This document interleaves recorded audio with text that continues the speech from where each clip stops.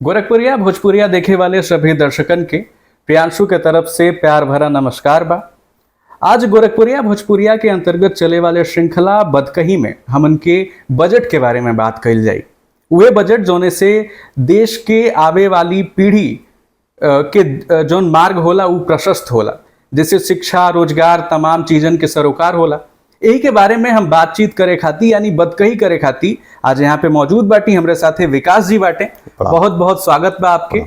विकास जी के बारे में आपके बता दी तो विकास जी आयकर और जीएसटी के जानकार हैं। आज इनसे चर्चा कही जाए कि आखिर ये बजट से जौन आम जनमानस बा वो कितना प्रभावित हुई। तो सबसे पहले आपसे पहला सवाल जौन हम करब कि आयकर दाता जौन बाटे टैक्सेस ई जौन आइल बाटे अब की बार उसे कितना छूट मिली, अब की बार के जौन बजट आइल बा उसे आयकर दाता के कितना छूट मिली, पहले कितना मिलत रहल, अगर दोनों के कंपेयर कइल जाए तुलना कइल जाए तो में कितना अंतर रही, अगर आप बताएं आम भाषा में। देखिए प्रियांशु, जैसे कि आप कहले कि बजट के सरोकार हर आदमी पे पड़ेला और वो अंतिम व्यक्ति तक होकर सरोकार रहेला, कोई भी बजट आवेला तो एमन सबसे बड़ा मुद्दा है। जैसे कई तरह के टेक्निकल एस्पेक्ट भी रहेला बजट में, और कॉरपोरेट खातिर, सैलरीड के लिए, सामान्य आदमी के लिए। तो अगर हम लोग एक आम जन मानस के लिए बात करल जाए, जेकर कि बहुत ओकर जीडीपी, फिजिकल डेफिसिट, ये सबसे कोनो बहुत सरोकार जेकर नहीं रहेला। सरोकार का मतलब ओकर पर्सनल डायरेक्ट नहीं, अप्रत्यक्ष रूप से हम सब वो सब के दायरे में रहिला।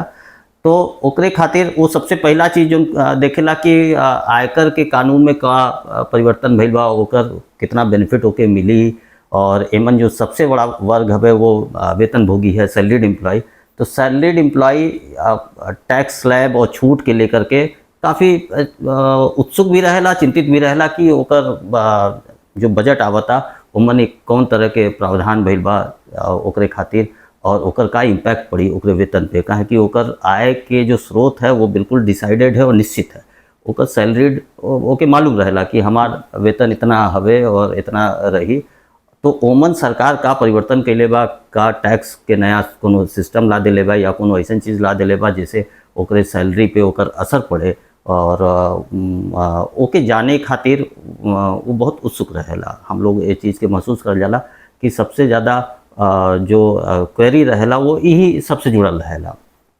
हालांकि बजट के हर एक छोटे से बड़ा प्रावधान के इम्पैक्ट हर आदमी पे पड़ेला इनडायरेक्टली, लेकिन सैलरीड वालों के लिए अगर कहल जाए तो ओमन पहले 50,000 के एक छूट मिलत रहे स्टैंडर्ड डिडक्शन के।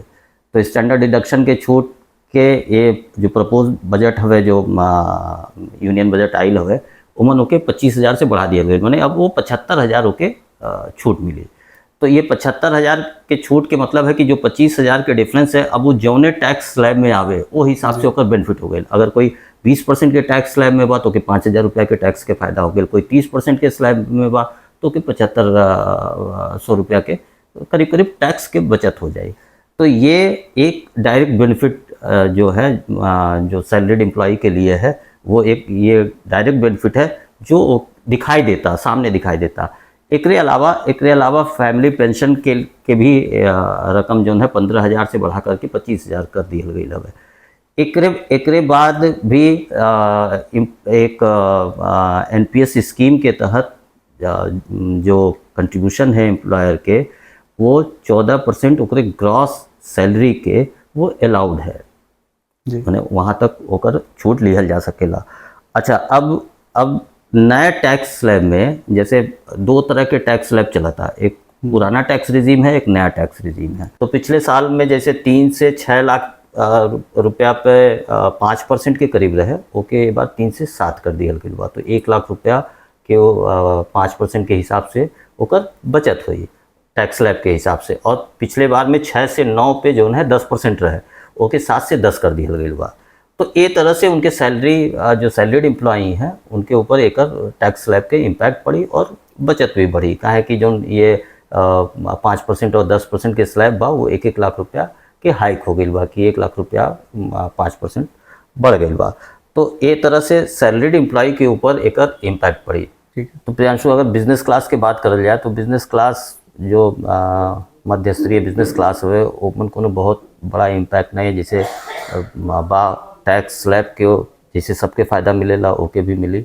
एमन खाली एक थोड़ा सा परिवर्तन आयल बा ये कि जो पार्टनरशिप फर्म्स और LLPs हैं तो ओमन का है कि वो पार्टनरशिप फर्म अपने पार्टनर्स के रेमुनरेशन सैलरी वगैरह देते रहे, तो वो पहले ऊपर TDS नहीं कटत रहे। तो अब 20,000 रुपया से ज़्यादा अगर सैलरी होके साल भर में दिया था, रेमुनरेशन दिया था, तो 10% के हिसाब से ओके TDS काटे के पड़ी। अच्छा, हमन के जब बातचीत करते रहनी तो एमे एठू शब्द बड़ा बार आई टैक्स स्लैब, आखिर ई होला का, इससे आम जनमानस के का प्रभाव पड़ेला, ओके अगर समझावल चाहिए आम भाषा में कि टैक्स स्लैब का होला तो के कैसे आप समझाई? देखिए प्रियांशु, टैक्स स्लैब जोन है एक कर के गणना करे की पद्धति हवे, है ना।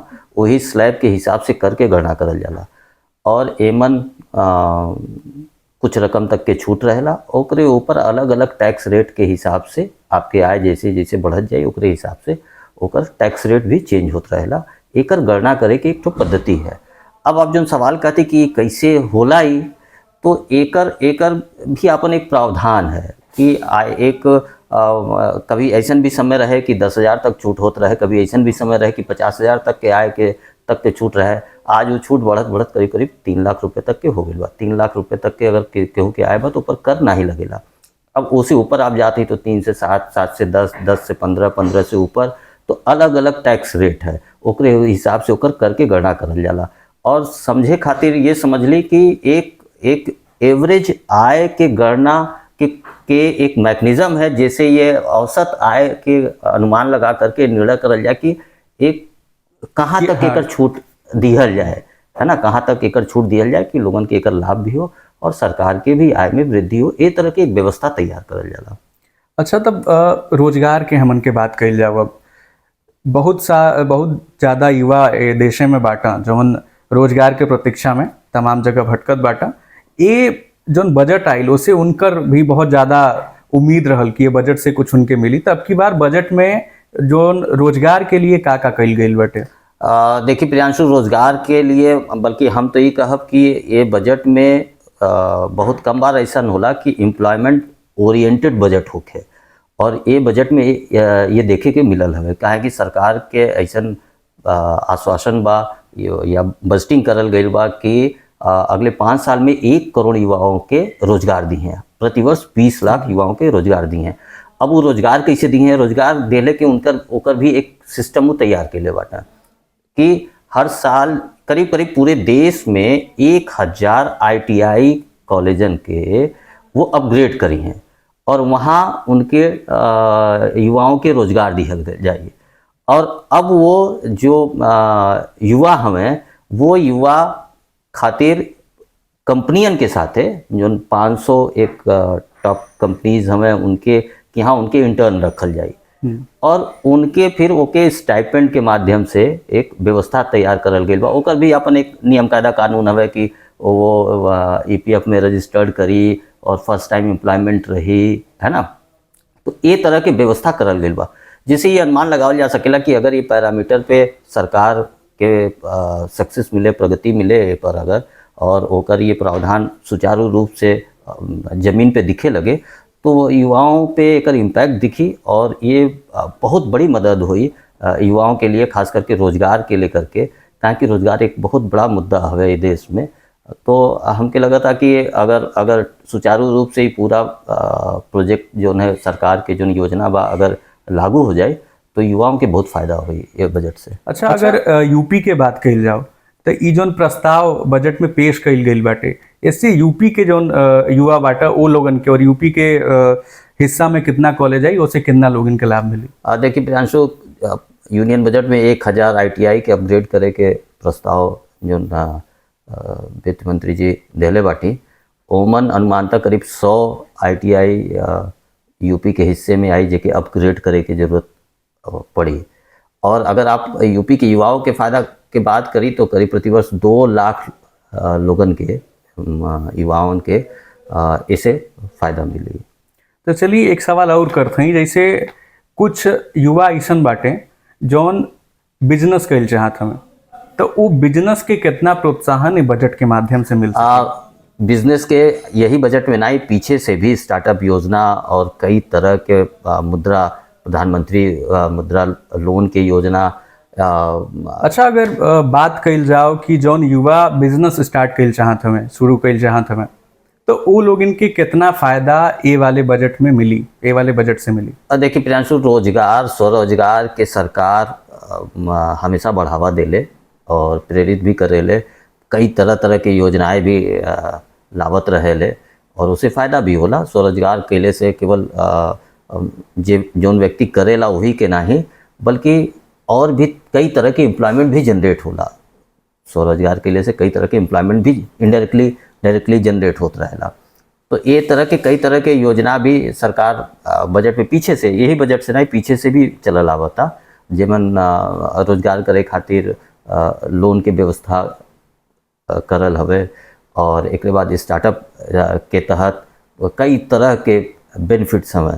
तो ओकर सरकार हमेशा ये बात पे रहेले, बल्कि हमके लगा था कि पीछे भी और ये बजट में भी स्टार्टअप और स्किल इंडिया और नए स्वरोजगार करे खातिर बजट में बहुत कई तरह के प्रावधान करल गइल बा, जिससे नए उद्यमी बने खातिर विकल्प ज़्यादा खुली। तो अभी आप देखत रहली हैं बजट पे बतकही जरूरी मुद्दा रहल हवे, जैसे आप सभी के सरोकार रहल हवे। आपकी वीडियो कैसन लगल, आपके बतकही कैसन लगल, कमेंट सेक्शन में हमन के जरूर बताई और अपन महती जौन प्रतिक्रिया बा ओके जरूर कमेंट सेक्शन में शेयर की। और ऐसे ही तमाम वीडियो और बतकही देखे खातिर गोरखपुरिया भोजपुरिया के चैनल के सब्सक्राइब करी, लाइक करी और शेयर करी। धन्यवाद। प्रणाम।